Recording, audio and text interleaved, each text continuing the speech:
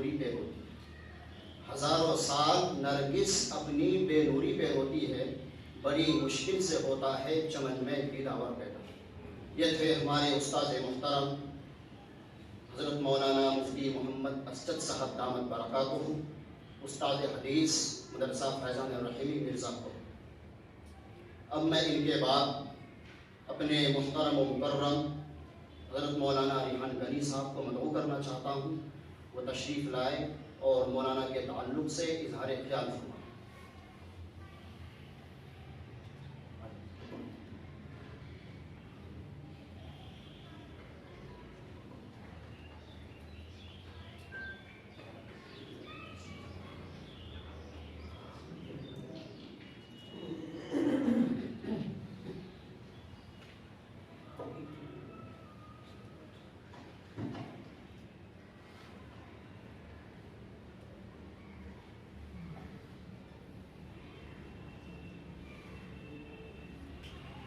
نحمده ونصلي على رسوله الكريم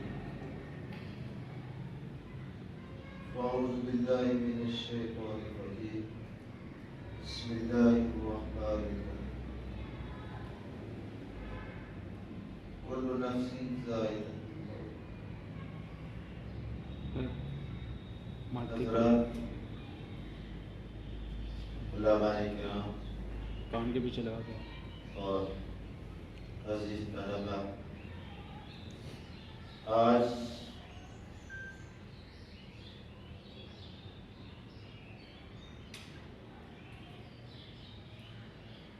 ہم لوگ یہاں پر حضرت مولانا شیر محمد صاحب نور اللہ مرقدہ کے تعزیتی پروگرام کے سلسلے میں اکٹھے ہوئے ہیں۔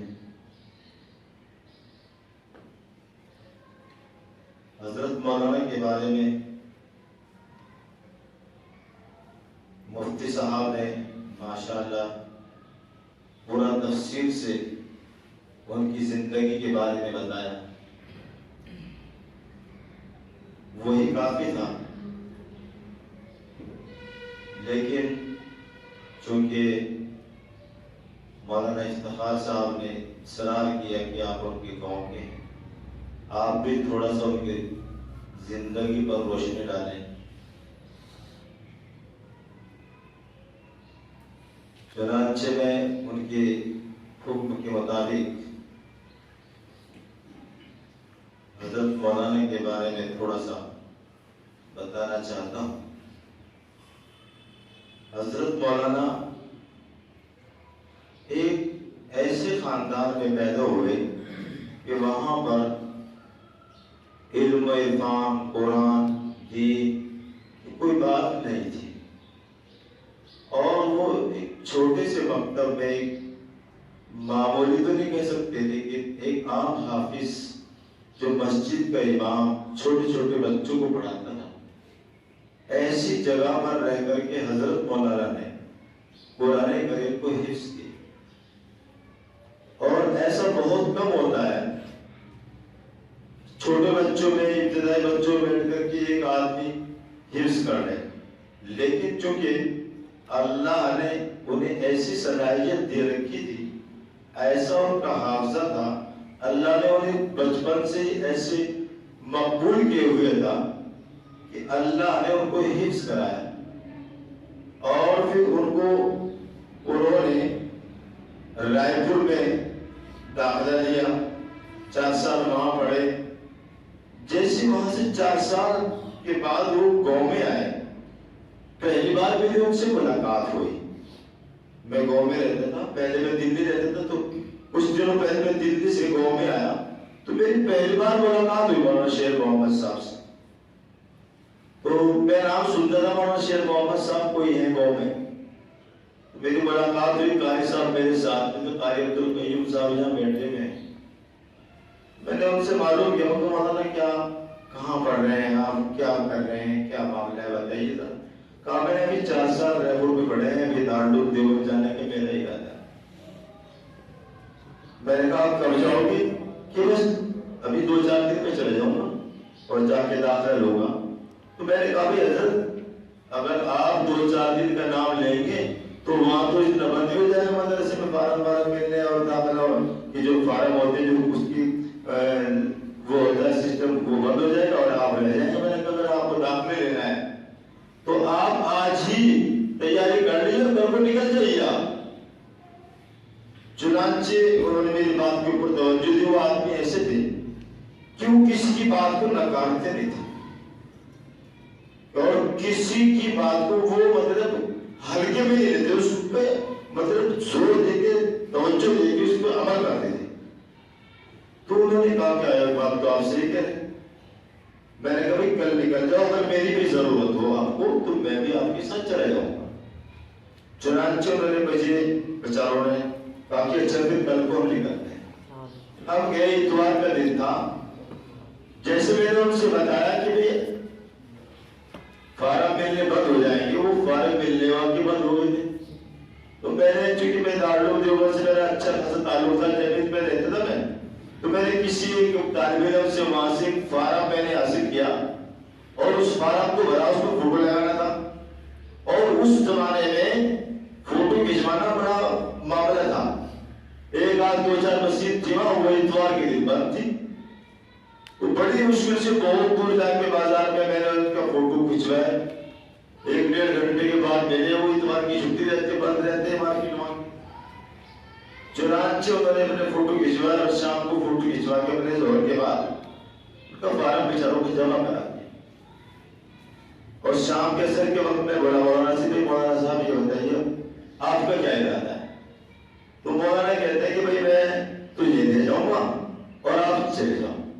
میں نے کہا آپ یہاں 2 دن رہ گئے امتحان کے, آپ تیاری کر لیجئے اور میں نکل جاتا ہوں. چنانچہ میں آ گیا اور پھر جب انہوں نے امتحان دیا, جو انہوں نے بتایا آگے, ماشاءاللہ ان کا داخلہ ہو گیا. اور داخلہ ہونے کے بعد انہوں نے 4 سال تک وہاں پڑھا. میرے سے ان سے بہت اچھے قریبی تعلق تھے, مجھ سے مشورہ کرتے تھے. وہ جب بھی کوئی بات کر کام کرتے تھے, گھر کا کام بھی کرتے تھے, مجھ سے مشورہ کرتے تھے. وہاں ایسا ہوا فراغت کے بعد مولانا تدریس 1 سال 1.5 سال انہوں نے وہاں پڑھایا. اور مجھے انہوں نے آ کے کہا یار میرے پاس مرزا پور سے جو ہے وہ آ رہا ہے تقرر کا معاملہ, میں وہاں جاؤں یا نہیں جاؤں, طاقت تھوڑی سی ہے. میں نے کہا بھائی ایسا ہے مولانا, آپ ہیں کتابی آدمی, آپ کی صلاحیت بڑھیا ہے, آپ تنخواہ مت دیکھو, آپ مرزا پور چلے جاؤ. چنانچہ انہوں نے میری بات کو بالکل غور سے سن کے اس پہ عمل کیا اور مرزا پور کو چلے آئے. وہاں انہوں نے پڑھا, پڑھاتے رہے. تو کچھ دنوں کے بعد کوئی بات ایسی ہو جاتی ہے مدرسے میں, تو وہ چلے آئے وہاں سے اور بولے کہ یار میرے پاس ایک طرح سے آفر ہے کہ وہ اتنے 1000 دیں گے مجھے. میں نے کہا یہ آفر آپ چھوڑ دوں گا نا, آپ مرزا پور ہی چلے جاؤ, وہاں آپ کی عزت بھی ہے, وہ آپ ہمیشہ آپ وہاں رہے ہیں اور وہاں سے آپ کو ترقی ملے گی.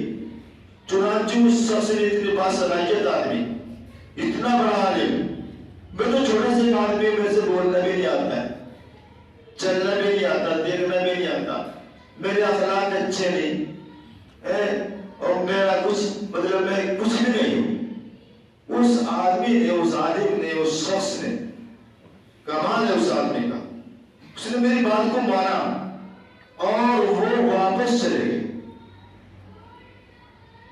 اور انہوں نے ماشاءاللہ وہاں دیکھیے 38 سال کی عمر انہوں نے حفظ بھی کیا اور 8-9 سال مولوی کا کورس بھی کیا اور 18 سال پڑھا. 38 سال کی عمر میں انتقال کر گئے. اس شخص کی زندگی میں جب آدمی دین کے کام میں لگ جاتا ہے, جب وہ دین سے وابستہ ہو جاتا ہے, تو اللہ تعالیٰ اس آدمی کی زندگی میں برکت کر دیتے ہیں. اس کا مطلب یہی ہے برکت کا. تھوڑے سے دنوں میں اس شخص نے دین پر محنت کی, قرآن پہ محنت کی, حدیث پہ محنت کی, تلاوت پہ محنت کی, کتابوں میں محنت کی، اپنے اخلاق پہ محنت کی، اپنے گھر والوں پہ محنت کی، اپنے محلے والوں پر محنت کی، اپنے بڑوں والوں پر محنت کی، اپنے ساتھی کے ساتھ اچھے ویوہار کیے، ان کی زندگی، تھوڑی سی زندگی میں وہ شخص بہت کچھ کر گیا۔ میں یہ کہتا ہوں نبی قاری صاحب کو، قاری صاحب میرے ساتھ تھے، میں نے کہا مولانا شیر محمد صاحب بہت جلدی چھوڑ کے چلے گئے، زیادہ ساتھ نہیں دیا انہوں نے ہمارا، بڑا فکر ہے ہمیں۔ قاری صاحب بھی کہہ رہے تھے کہ میرے ذہن سے نہیں اتر رہی بات مولانا کی، میں بھی کہہ رہا میں ٹینشن بن رہا ہے، ذہن سے میرے بھی نہیں اتر رہی ہے بات، یہ مولانا کا انتقال ہو گیا ہے، ہمارے دماغ میں یہ بات چڑھ ہی نہیں رہی ہے۔ تو بھائی من کان للہ کان اللہ لہ، جو اللہ کا ہو گیا اللہ اس کا ہو جائے۔ حضرت مولانا شیر محمد نور اللہ عمر قدر نے صرف خالص اللہ کے لیے دین کی محنت کی، اس آدمی کے مزاج میں کسی کی طرف سے کبھی کوئی تعصب کی بات نہیں ہوتی تھی، اس کا دماغ خالی تھا، صرف کتابی ذہن اس آدمی کا تھا، معاشرے سے، دنیا کی معاملات سے اور یہ آپس کی دنیا داری سے اس کو کوئی تعلق نہیں تھا۔ اس لیے جو اس شخص نے تھوڑے دنوں میں، دیکھیے مجھے ایسا لگتا ہے مفتی صاحب مجھ سے بڑے ہیں، مجھے لگ رہا ہے جبکہ میں بڑا ہوں ان سے، وہ ان کی شاگرد ہے اور وہ مفتی صاحب جو ہے، مفتی صاحب ان سے بڑے لگتے ہیں مجھے۔ دیکھیے ان کی طرح ان کی جو محنت ہے یہ شخص اور ایسے ہزاروں شخص ہیں، تو جس شخص کی محنت یہ چیز ہو تو اس کی دنیا بھی اچھی ہے، اس کی آخرت بھی اچھی ہے، اس کا گھر بھی اچھا ہے، اس کا انتقال بھی اچھا ہے، اس کا جینا بھی اچھا ہے، اس کا مرنا بھی اچھا ہے، اس کا رہنا بھی اچھا ہے، اس کا جانا بھی اچھا، اس کا آنا بھی اچھا ہے۔ یہ مختصر سی زندگی میں ہم اچھے اعمال، اچھے اخلاق، اچھے ویوہار، اچھی زندگی، اچھے اعمال، اچھے کام، اچھی باتیں کر کے چلے جائیں گے تو لوگ دنیا میں، مولانا نے بتا کہ ابھی ہماری ایک ہی علماء کرام کی دارالعلوم نے پیدا کی، جس میں مولانا رشید احمد صاحب گنگوئی رحمۃ اللہ علیہ، وہ پھر اللہ نے ایسی پیدا کی، وہ کبھی کبھی پیدا ہوتی ہے، کبھی کبھی ایسے عالم آتے ہیں جب ان کا ذکر ہوتا ہے ایسا معلوم اور ایسا ذکر ہوتا ہوگا کہ جو موجود نہیں ہے، تو اسی طرح اللہ تبارک و تعالیٰ نے ہمارے اس دہرادون میں ایک ایسا عالم پیدا کیا کہ برسوں سے نہ ہم نے سنا نہ آپ نے سنا ہوگا کوئی ایسا عالم ہمارے دہرادون میں پیدا ہوا، اور ایسا عالم کبھی کبھی پیدا ہوتا ہے۔ تو ایسا عالم جب اس کا انتقال ہو جاتا ہے تو اس کا انتقال نہیں ہوتا، وہ تو بیچارہ ایسی چیزیں چھوڑ جاتا ہے کہ وہ ہمیشہ اسی دنیا جاتا ہے۔ اللہ تعالی ہم سب کو بھی کہنے سے زیادہ عمل کی توفیق عطا فرمائے۔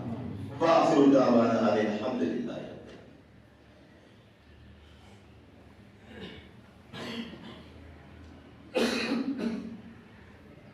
بسم اللہ الرحمن الرحیم۔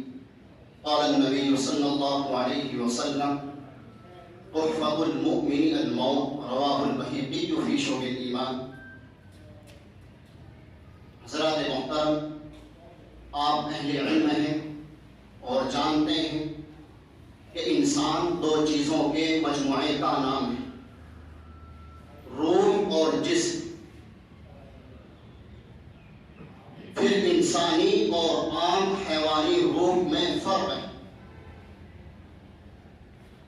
انسانی روح صرف نسمہ اور روح حیوانی کا نام نہیں بلکہ روح ربانی کا نام ہے، جو حضیرت القدس سے آتی ہے اور اس کی روشنی بڑھتی ہے۔ یہ ہے اصل انسانی روح۔ استاذ محترم بظاہر ہم سے رخصت ہو گئے اپنے جسم کے اعتبار سے، مگر وہ زندہ ہے، اس لیے جو ہر ایک انسان عدم سے آشنا ہوتا نہیں، اس لیے جو ہر ایک انسان عدم سے آشنا ہوتا نہیں، آنکھ سے غائب تو ہوتا ہے پر فنا ہوتا نہیں۔ اب میں یہ دعا کر کے اپنی بات کو ختم کرتا ہوں کہ آسمان تیری لہد پہ شبنم افشانی کرے، آسمان تیری لہد پہ شبنم افشانی کرے، سبزائے نوش اس گھر کی نگہبانی کرے۔ وآخر دعوانا الحمدللہ رب العالمین۔ اب جامعہ تحریس دعا فرمائیں گے۔